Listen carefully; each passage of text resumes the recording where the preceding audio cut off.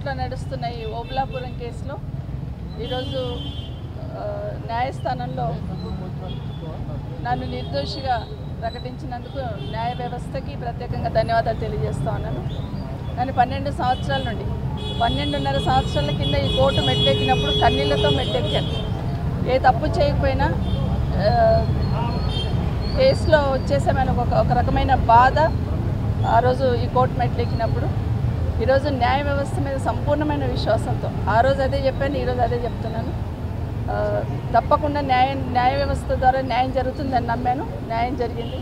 కానీ 12.5 సంవత్సరాలు నేను పడ్డ అవమానాలు, 12.5 సంవత్సరాలు ఏ ఎన్నికలు వచ్చినా ప్రతిపక్షంలో ఉన్న వాళ్ళు అవినీతి పరురాలని, కేసులో ఉందని, జైలు పోతారని రకరకాల ప్రచారాలు చేసి మాట్లాడుతున్న సందర్భంలో ఎంతో బాధపడ్డాను. అట్లా ప్రచారం చేస్తూ ఉన్న నా నియోజకవర్గ ప్రజలు కానీ, నా జిల్లా ప్రజలు కానీ నా మీద సంపూర్ణంగా విశ్వాసాన్ని ఉంచారు.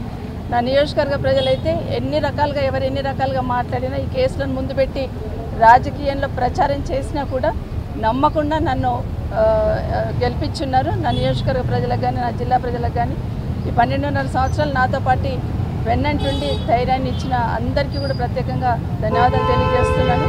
మరొకసారి భారతదేశంలో న్యాయ వ్యవస్థ న్యాయం జరుగుతుందని ఒక విశ్వాస నమ్మకాన్ని కలిగించున్నారు. Thank you so much.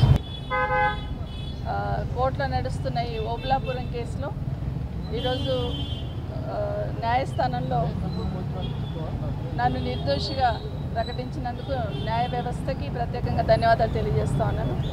కానీ 12 సంవత్సరాల నుండి 12.5 సంవత్సరాల కింద ఈ కోర్టు మెట్లెక్కినప్పుడు కన్నీళ్లతో మెట్లెక్కాను. ఏ తప్పు చేయకపోయినా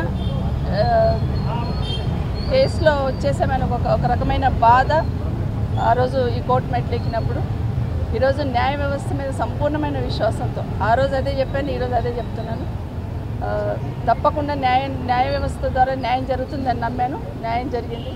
కానీ 12.5 సంవత్సరాలు నేను పడ్డ అవమానాలు, 12.5 సంవత్సరాలు ఏ ఎన్నికలు వచ్చినా ప్రతిపక్షంలో ఉన్న వాళ్ళు అవినీతి పరురాలని, కేసులో ఉందని, జైలు పోతారని రకరకాల ప్రచారాలు చేసి మాట్లాడుతున్న సందర్భంలో ఎంతో బాధపడ్డాను.